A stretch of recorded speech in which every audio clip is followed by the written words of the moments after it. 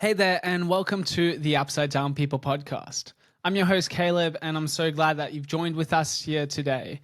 In this conversation, we're going to be exploring some topics around themes and the areas of faith and art. But before we get into it, if this is your first time joining, please be sure to like and follow us on Apple Podcasts, Spotify, or subscribe to us on YouTube so you don't miss out any of the cool conversations that we're having with our amazing guests. This is a podcast where we have gospel-centered conversations with people who love Jesus. And today's guest is a local Perth import.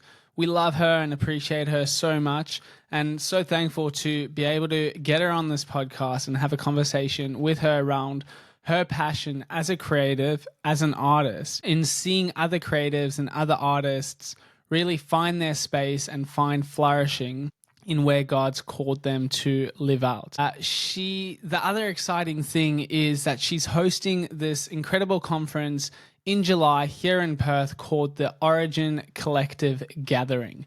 I'm so excited to be involved in this, and I'm excited to see what unfolds and comes of this as artists and people and creators from around Perth come together to explore how we know, live, and can love our stories. So with that said, I'm grateful and I'm excited to spend time and have this conversation with Shannon Hinkle of the Origin Collective.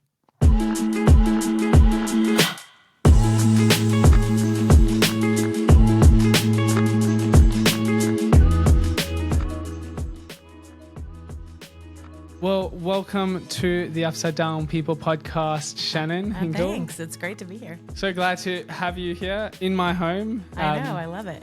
I really love having these like face-to-face conversations. I don't have enough of them these days anymore, just being in a small apartment and then with another baby as well. Yeah. It's like juggling schedules is pretty difficult. But yeah, there's something about being in person where you can actually see emotions, see like expressions and body language, and then just the presence, like people have a presence. So yeah. I appreciate that because I think it would be a lot harder for me to think about it like over internet. Yeah. So, I love being in person. Yeah. Well, great. Well, you're in good company then. Yeah. So for our listeners who might not know you, I'm sure that many wouldn't know you. Maybe a good place to start is just sharing a bit about yourself. Short background, and then, where you currently find yourself now. And then we can just take it from there. Yeah. Before you start, I should say, you might have heard of Shannon's name come up because I had a podcast with her husband. Oh, yeah. Not too long ago, Lee. So that was a great podcast on, like, we dived into the subject of Lament. Yes. And I know we're going to be talking about art and faith. Yeah. And I know Lament is actually tied into art and faith quite a bit. But yeah, I just thought I'd just let people know the connection as well. Yeah, I did not talk in that. There were a couple of moments where I was like, you I were have present. Something to say. Yeah. But yeah, I think, we are in Fremantle, Australia. We're from America. We grew up in like kind of the southern American states, Oklahoma and Texas, and then found our way to Indiana right after our first son was born and had 4 kids there. And I was trying to think today, I think 13 years or more in Indianapolis. So we're almost longer here than there, which is the longest place we've ever lived was Indianapolis. And in 2013, which will be 10 years in July, we have been here from Indianapolis. So we were a part of a church in Indianapolis that was really involved in arts and creativity. We've been in ministry for 30 years. So on and off in different kinds of churches. Grew up kind of in the independent churches and then moved into the Presbyterian churches in those last 10 years. And then moved here and started a church in Indiana, or started a church in Fremantle, which has been really great. And you guys have a beautiful space there. I did our first live podcast event there. It's a historic building, so it just looks it's a beautiful spot. Yeah, we love it. And it was a pretty fun story. We had been looking for a building for over a year, and we were a very small church plant. And so kind of with very little budget. And we were living right down the road from this church, but it was a Churches of Christ building, and we were here with the Presbyterians. And so my husband and his dad walked in one Sunday morning and thought, oh, we'll just go to this little church for Sunday morning, and fell in love with the building and started asking questions about who they were partnered with and looking for potentially even using the building at night. And then long story short, and only the way that God works, we were able to have use of that building 24/7. And now we have a house behind that we do have as like a little arts and faith space, and we're renovating the back garden, and lots of fun, beautiful projects happening this year. Awesome. Thanks. So you are super involved in the creative space. You've mentioned it a few times as well, just in terms of the background you come from in the church that you're at. Where's a good place to start? Maybe what would you say is the importance of art within the realm of faith? So we have a relationship with Jesus. This whole podcast is about basically gospel-centered conversations with people who love Jesus. Yeah. What would be your top reasons of why it's important to think about how art can be integrated into our faith? Yeah, that's good. I think as a creative, so I've been in the creative making space for all my life probably. But I think we were created by a creative God. Like in the beginning, he created. And so like if we're made in his image, then it would make sense that we are creative. And I think that that ultimately is like a mandate that we have. And I think it doesn't mean you have to go out and paint a picture or sing a song.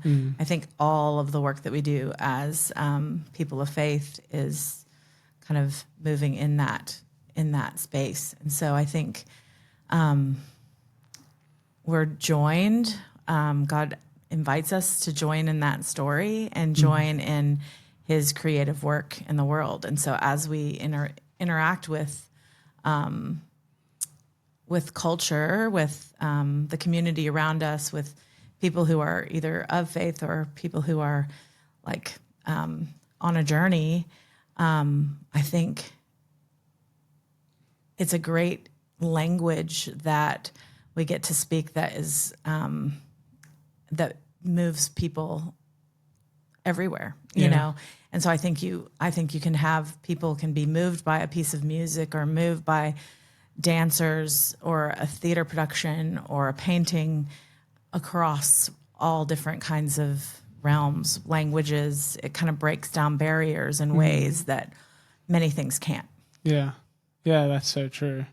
And I'd say like it's often been said that art in and of itself, or I'm probably going to get it wrong, but I'll try anyway. Art in and of itself has no inherent value, but without it, nothing holds together. So I don't know, I probably butchered the quote, but it's basically like saying we look around us and we underappreciate how important the arts are and how important creativity is. Yeah. Maybe it's more in a Western context where we think of like, you've got your calendar and it's all like blocked out. You think like we're thinking beings, so it's like you can think something into existence and like everything's ordered and logical and it's efficient. So we live in a space where if you're not productive and you're not efficient, then like what's the value? Yeah. So it's like we look all around us, and then we tend to see these things and like these amazing, incredible feats like engineered buildings and cars and whatever it might be. And it's like, well, there's no space for like art and worship in that sense and admiration. But then if you take that away, that's the glue that holds everything together. Yeah. Well, I think if you, I think the church has, in a lot of ways, done a real disservice to that. And, you know, I think there was this place where we kind of moved away because we were scared. And I don't even know, like, so many years ago. I'm bad with numbers. But I think we're just coming back into a place where in the last, I'd say, 20 years, we're seeing again the importance of that and how without it, there's a scarcity. I think we see it in a scarcity mindset when you're talking about that, when we're looking at things where we're valuing something from a, valuing it because it doesn't produce something specific in us. But I think that tends towards a more scarcity mindset as opposed to like the abundance of what beauty and story can bring. And I think that's a very important kind of, separation for us as we consider why we want to think about arts differently in the culture and in our stories of faith. Yeah. So just touching on that, the scarcity mindset. Yeah. What does that look like, and how have you seen it like sort of impact culture and impact people's lives? I think when you're thinking about things from a scarcity mindset, I think you are just doing the thing, making the money, making choices. Maybe you grew up being really creative and you really loved to paint. But I think there's a lot of people, especially in a lot of Western culture, where we fear pursuing the arts and a creative field because we're afraid we're not going to be able to make enough money doing it. Right. And so I think that's one way that we kind of look at it from a scarcity perspective, instead of looking at it and going, okay, how do I actually like impart beauty into the things that I'm doing in a way that really trusts that God is a part of that. And it's a calling. You know, I think in a lot of ways, trusting that abundance is a calling that we have from God to put something beautiful into the world in a way that, or put something that is of value into the world that's different than just, especially when I think people are really, have deep gifting in that. Yeah. How do you navigate? Because I think that touches on something really true that a lot of people feel and think through is like, I have all of this creativity or I have these dreams and things that I want to try and do, but like I'm inhibited by making money and making ends meet and paying just the necessities, the bills. How do you navigate that tension between like doing something without a scarcity mindset, but then the reality of like, if you don't pay your bills, obviously you might not have the tools that you need to create something. Yeah, I think it does take a lot of creativity, and I think it also takes an intentional community that is thinking through like, what does this look like? So how do we support one another well? How do we, as people who have means, support the artists who feel a real sense of call to that? Like, and I think particularly as Christians, I feel really strongly about supporting professional artists, like buying their art, paying for their music, doing everything that I can to help them be able, not just Christian artists, but artists at large, because I think beauty and truth in the world is actually done by all people. I think that God is doing a work through, I think he's doing a big work in the world, using a lot of different people to do that. And so we're all kind of there's that crying out for something. We don't know what it is sometimes, like as not people who are not, who don't have a relationship with Jesus, I think wouldn't know necessarily what they're looking for. But I think it's still, there's something beautiful about, sorry, I lost my train of thought. But I think as we support one another in communities of faith and outside of that, we are able to help people tell their stories. Yeah. And therefore, I think hopefully be able to support themselves through finances. Yeah. And sometimes we have to do other things to kind of help make ends meet. But I think, community is really an important part of that, I think. Yeah. And that's something you've been quite involved in, is creating these spaces of intentional community. Yeah. Tell us about that. Yeah. So we have, the church has multiple different things that we have done with real intention. We run a program called Sessions at Fremantle Church, which is musicians from the community and the culture around us, but also people who have a faith story as well come and play in our space. And so we have run concerts throughout the year, which is really great, giving us the ability to hear music and hear songs that are written by local musicians. They might be teachers or they might be full-time artists. Yeah. So it's beautiful to listen to their music and kind of get to support them and give them a space where they can actually have people come in and be heard. Yeah. It's because it's inside of our historic chapel. It's a quiet place to play their music. So it's, people are really engaged in the music, not at a kind of dingy bar. And then a way for us to really love them in community is we throw out a little spread of food for them and they feel really well loved in the space. Yeah. So that's kind of for the musicians. And then we have a gallery behind us where we're inviting artists into the space as well, to put up their work. And all of these things, because it's such a part of who we are as a culture of the church, the artist doesn't pay anything for that. It's just built into the budget that we kind of support artists that way. So it doesn't cost an artist anything to put together an exhibition. It doesn't cost the musician to put on a show other than their own individual costs. Yeah. Which I think is a really unusual way. Super unusual. What led you to doing it that way? I think, again, that's that generosity. Okay. I think from a church's perspective, I think you see churches often, or organizations often, have spaces that are maybe not getting used. Right. And we felt really strongly that we wanted our building to be really engaged as much as we could possibly have it engaged.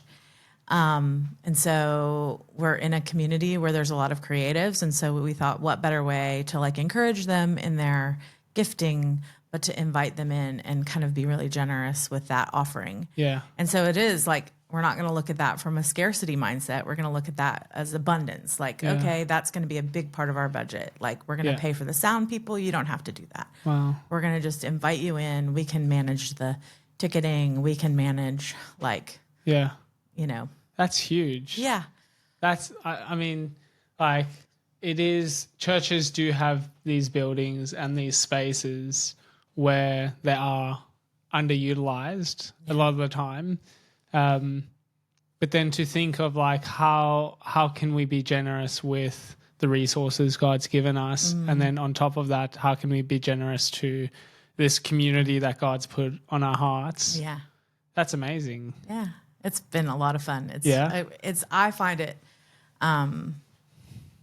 I find it really incredibly rewarding to be able to like engage artists like that. Yeah. And then people come back. Like we have, people who have no relationship with Jesus are coming back time and time again and curious about us and finding out about us and maybe coming to church, because I can't say we have like a lot of that that we know of, but we do know that there have been people who've come in who have attended concerts in our space or come to exhibitions in our space who have come back to kind of consider, what is this? Yeah.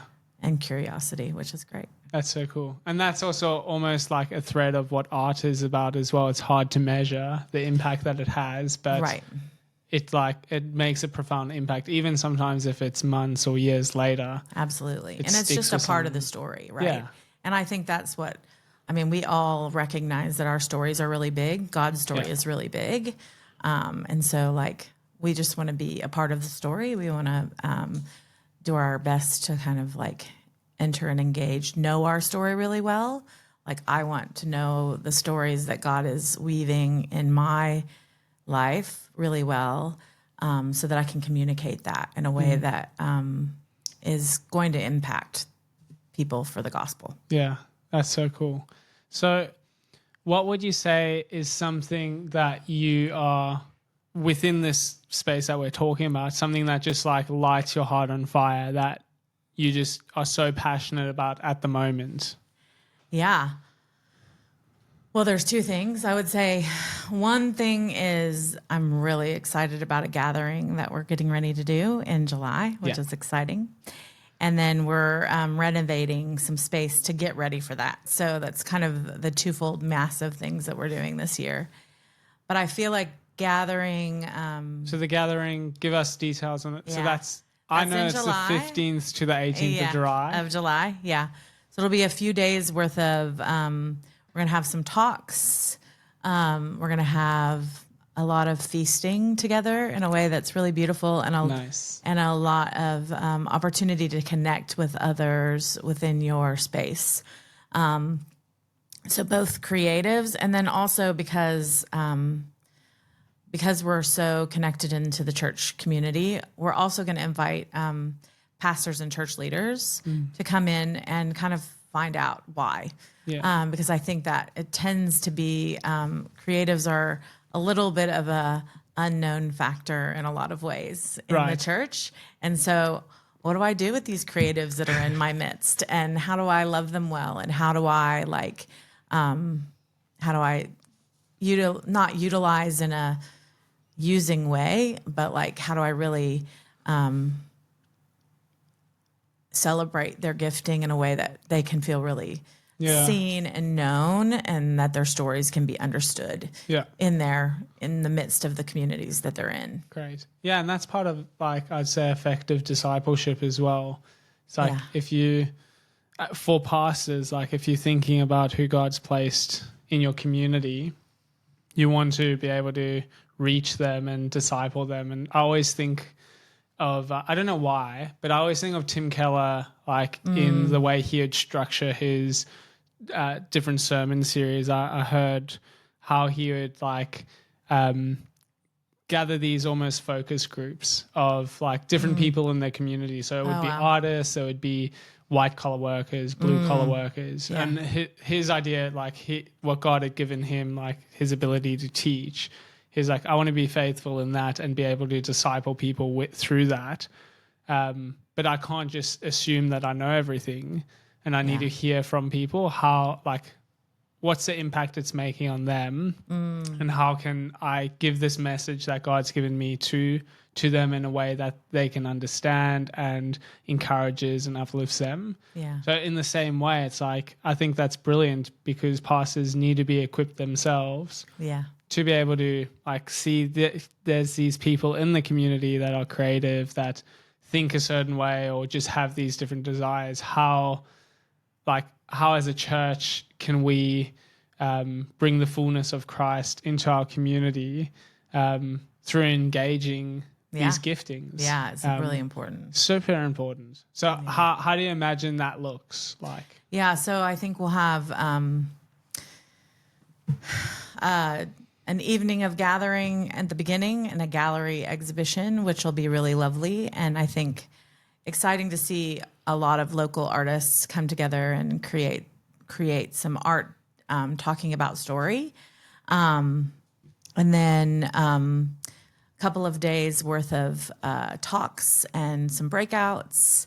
And then we'll have some concerts that are at the end.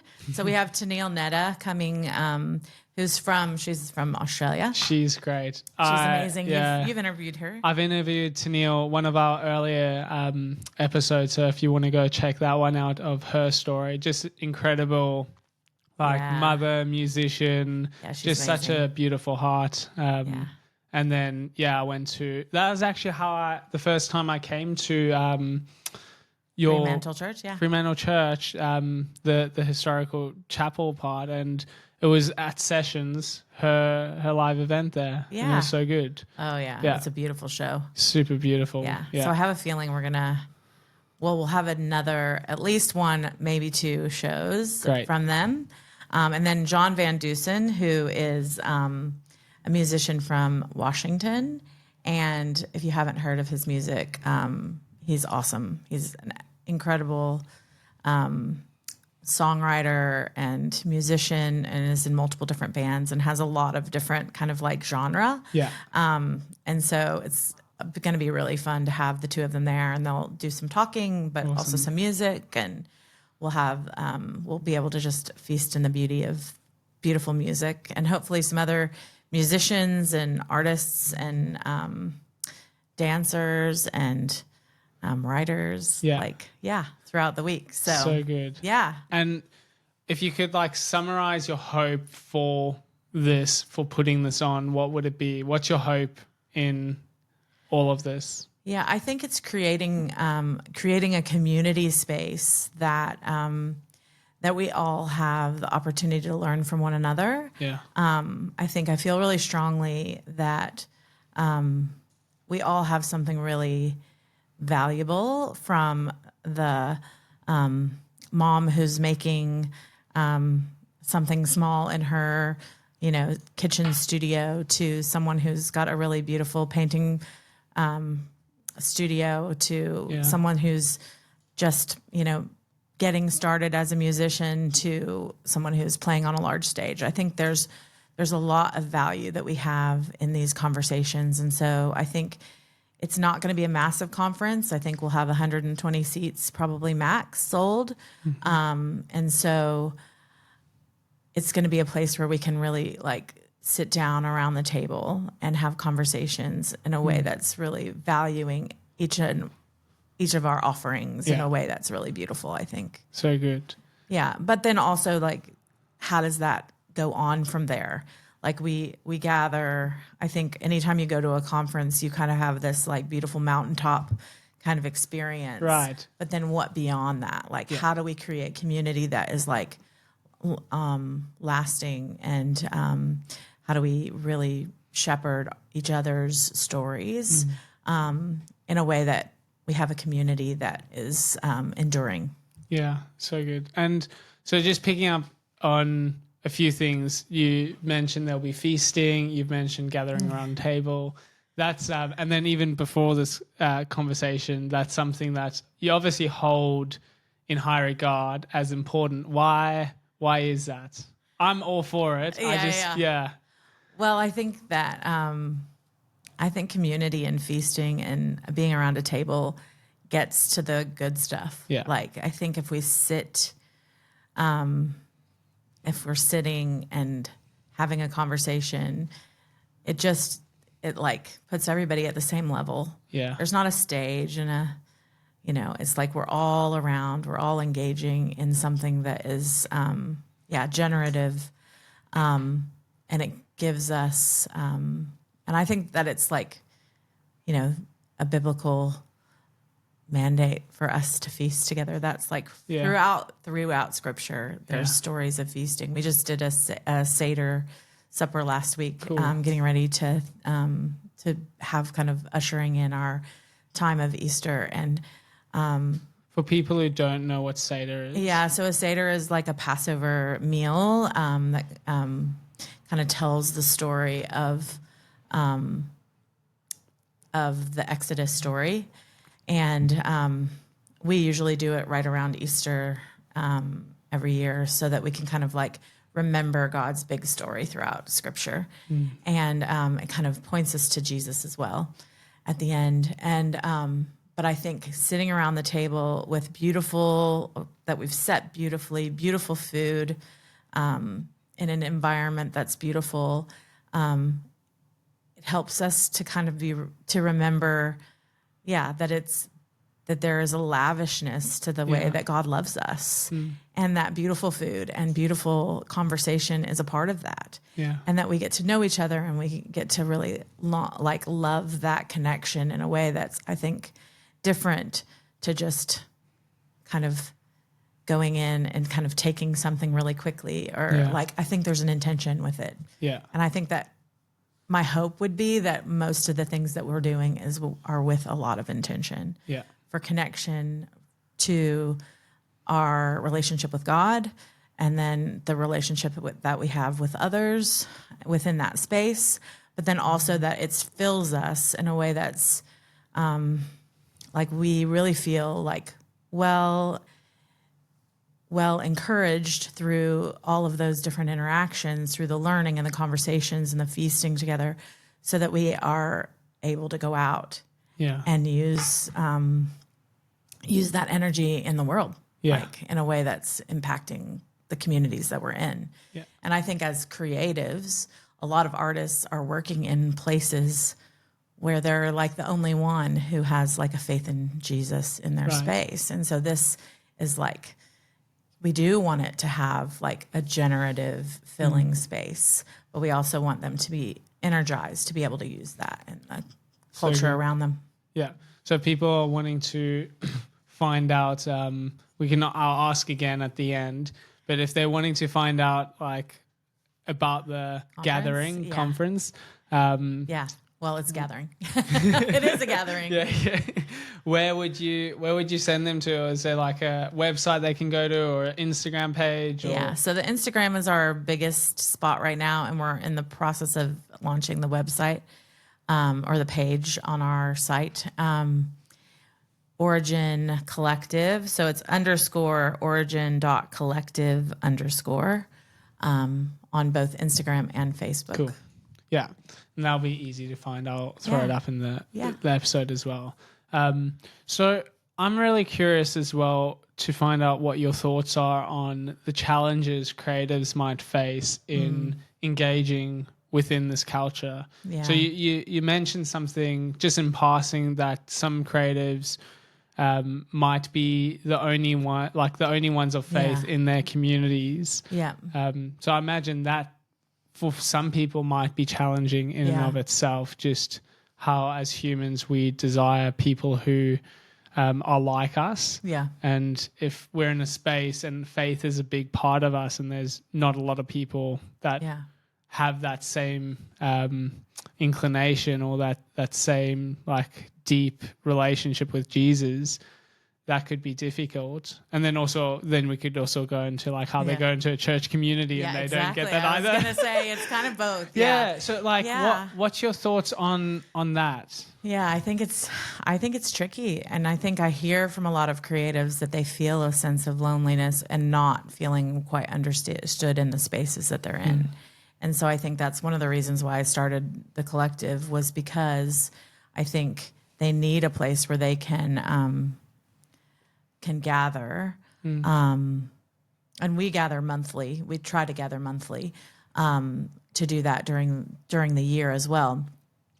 But I think, universities are often hard places. Like I know I've heard from a lot of artists that,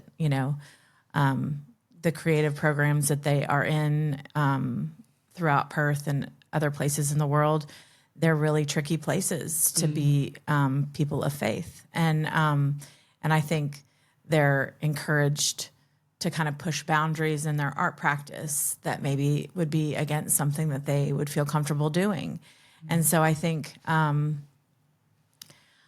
having places where you can go and have those conversations and feel like you can walk into the space and have all of those conversations and feel really known are really important places. And I would love to say that they can do that all the time in their churches, Right. which I don't think that they can. Yeah.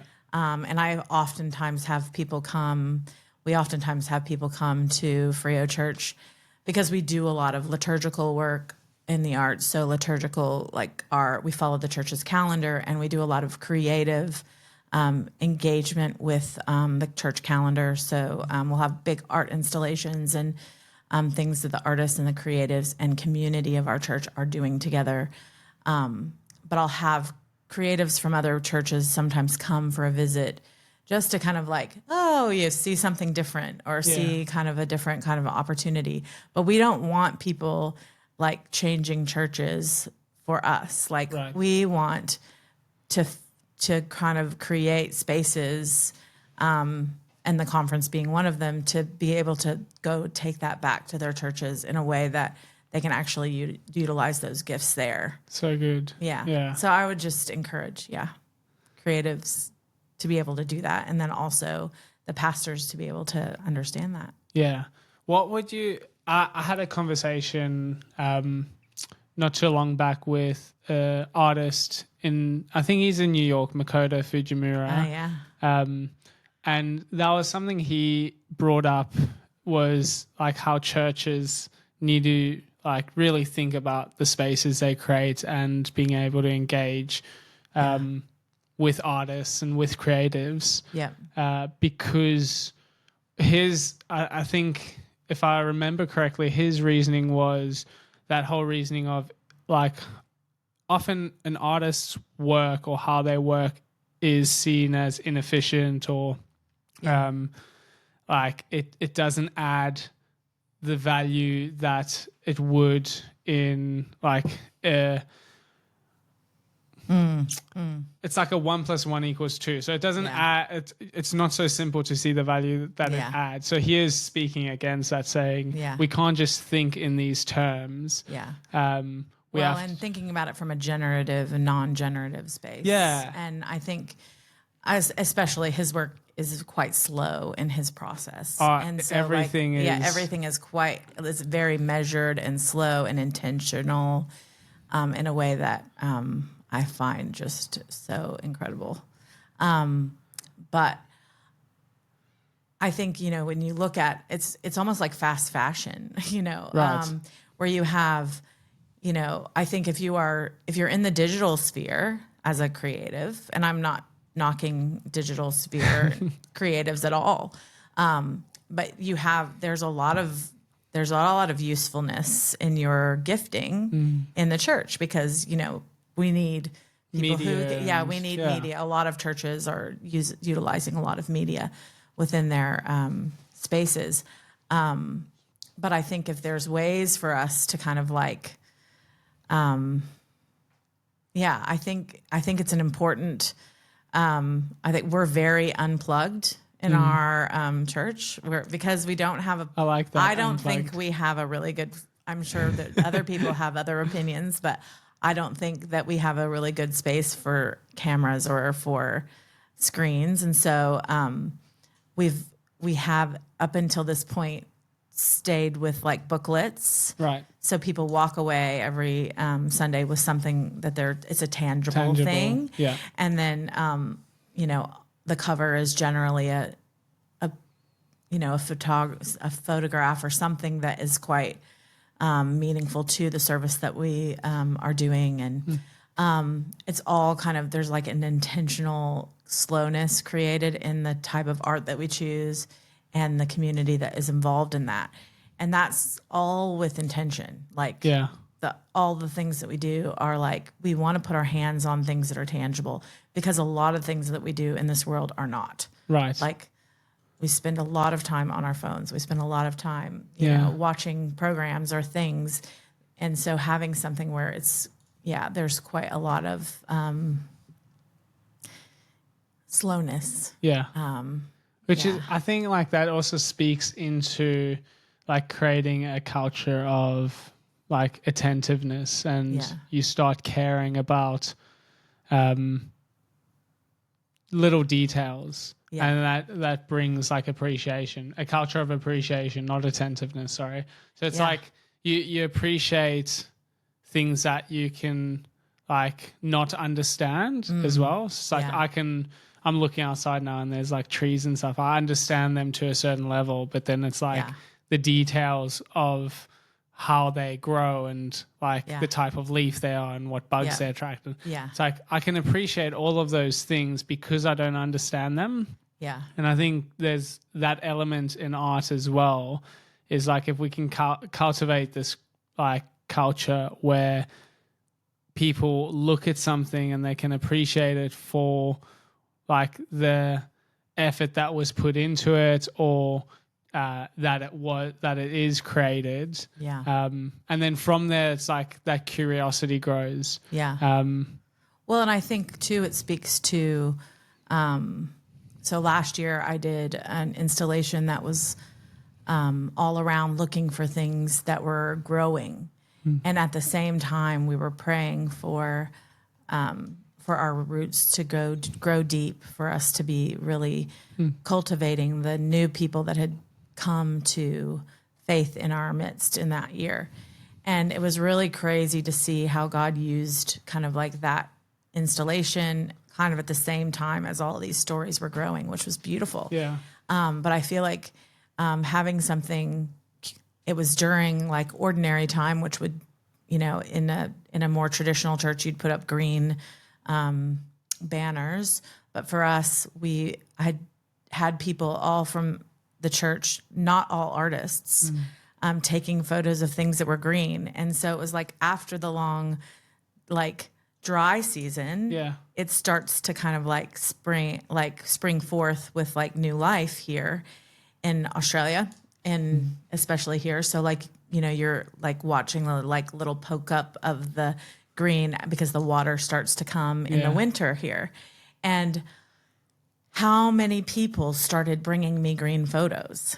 You know, I have a photo for the thing. And I was just cutting slivers of it.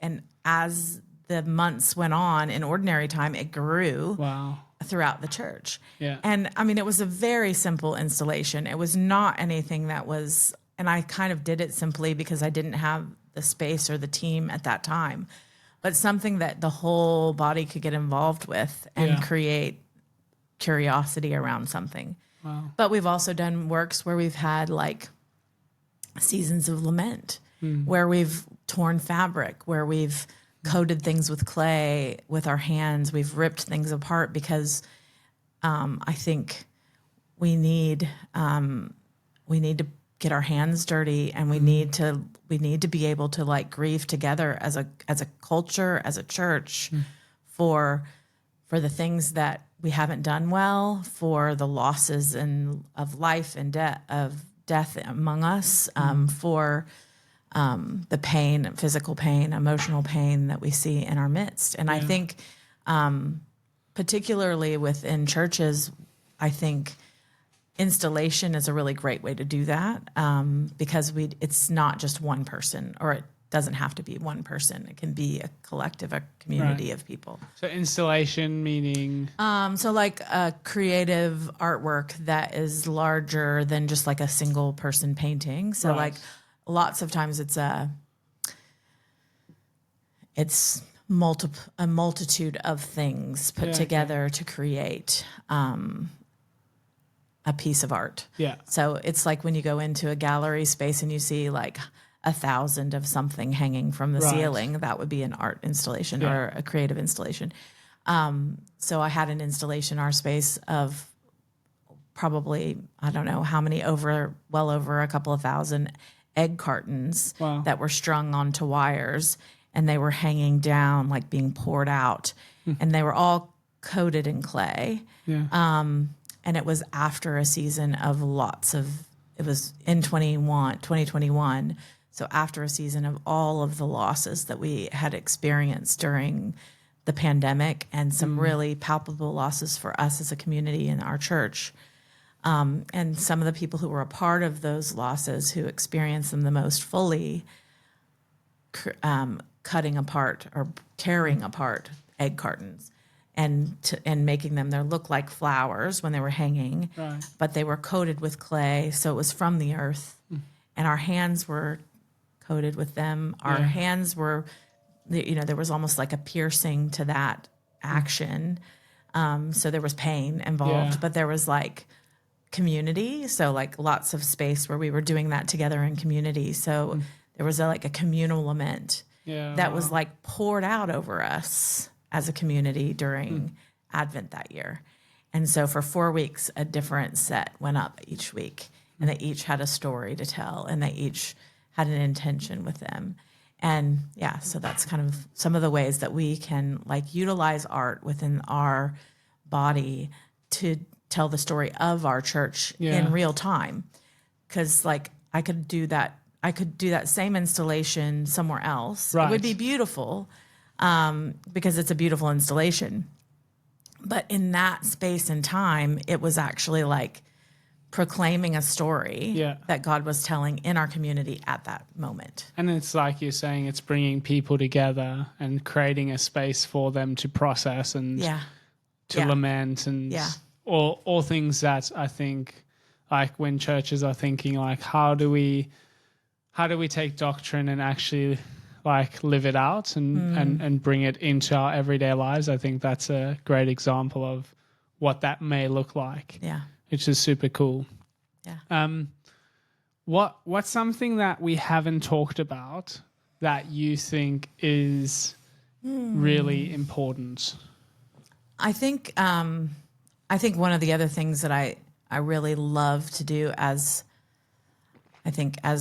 working in a church, as a person who's thinking about arts and culture in the community, is calling people's gifting out. Okay. So like when I get to work with people who are excited about things or they haven't thought about, maybe they did art in school, but they haven't thought about doing art in the context of faith or church in a long time or ever, getting to like see those giftings and call them out and like really celebrate them and really give them something of value to do. And so like we have a lot of times during the year where we have people write poems or write short writings for our service and or paint things or do things for our community.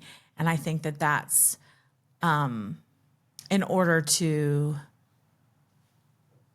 call them an artist, like create an environment of like, you are this, like this is a part of your calling. Yeah. And really get to celebrate how God is using those gifts in the community. Or sometimes it's people who are not having a faith story right now, but get to really celebrate their gifting in a way that's really, I find that really rewarding as a person. But I also think that God weaves our stories together in a way that,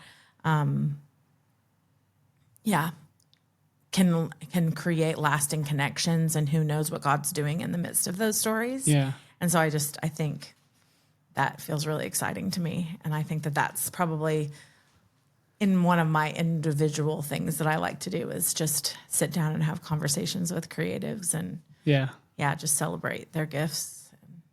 How do you go about finding that out, or like finding creatives, or finding people who will talk to me? No. I'm sure you have no problem finding people who would talk to you, or finding creatives as well. I think it's that like adage, like-minded people attract like-minded people. Yeah. But in terms of you said something that you love doing is calling that creativity out of people. Yeah. So that gives me the impression that like you've seen people who they might not have expressed it, or they might not be in a place. How do you recognize that, and then how do you go about like bringing that out of them?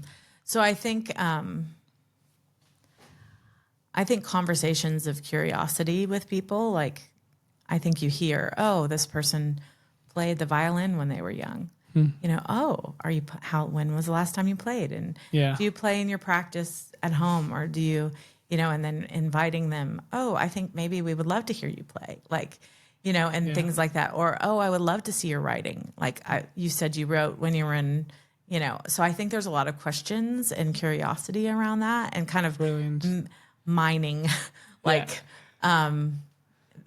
in those conversations and going, okay, like, because generally people are curious, especially if they see a creative and they have had a creative story in the past. Yeah. And I would say, like, I would have been one of those. So, like, one of the guests that we're hoping to bring, Kyle Ragsdale, is a painter in Indianapolis. I remember when I first met him, I was just starting to kind of design jewelry and blow glass and do some just small design things. And I remember him, I mean, it was a profound conversation. I remember exactly where I was standing when he basically said, "You are an artist. Like, you can call yourself an artist." Yeah. And me going, "Oh my goodness, like I didn't go to art school. I didn't, I think oftentimes we put ourselves in these boxes and we end up in these places of like feeling that imposter thing that we all feel, or that often people feel that, because I didn't do this, or because I didn't, maybe I did go to art school, but I didn't get representation, or maybe I didn't record that album, but I've written a lot of songs, whatever it is. I think we often are in those spaces where we're feeling like somebody else needs to remind us who we are. And it's just like our story of our faith, right? I think we need to be reminded of how God sees us. He delights in us, and he longs for us to be in that area of our gifting. Yeah. And so I think it's just joining in that work to call people to that beauty and using their voice and telling their story, and it's pretty incredible to watch.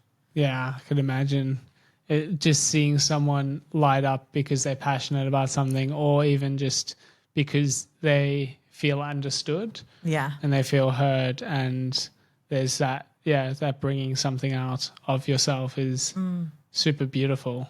Yeah. I'd even say I think you have like people who are artists, but then I would probably argue that everyone, no matter what industry you find yourself in, is called to be creative in their industry. 100%, yeah. Because like you said at the start of this conversation, that we're made by a creative God and we're made in the image of God, which means we have his creativity in us. Yeah. So whether we're looking at spreadsheets, absolutely, like we have the mind of God to look at that creatively. I'm not able to do that, but someone who's an accountant could like they're able to think of themselves and see themselves when we talk about identity being created by a creative God, and they can bring that into their workplace. Absolutely. And maybe even going back to why there's a disconnect in the church between like these groups of people is maybe because we don't see ourselves as creative. So it's harder to like bridge a certain gap, because it's like, well, that's a role for them and that's their industry. Yeah. When actually like God's made us all creative. So we have that commonality between us. Yeah. And Lee would always say, I mean, he loves to say he's a supporter or a patron. That's one of his favorite things to say, and which is great. I think we need patrons too. Yeah. But I would say he's a very creative person, and he's a very he's a writer. When I had the conversation with him, the way he thinks is just like, he might not see himself as creative, but it's just like the way you string sentences together. Absolutely. How could you not? Yeah, I know.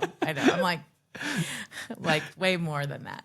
Yeah. Yeah. Oh, that's brilliant. So just going back to the gathering, just wanting to put an emphasis on that. So give us one last snapshot into when that's happening, what people can expect, and where they can go to find more information. Yeah, so the gathering is going to be it's Origin Collective Gathering.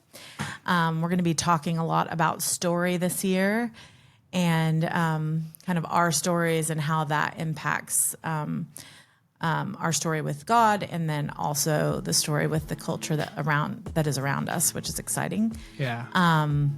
And that's going to be the 15th through the 18th. And then the concerts, we're going to have a couple of concerts from Tennille and John Van Dusen at the tail end of that. So on that Friday and Saturday nights.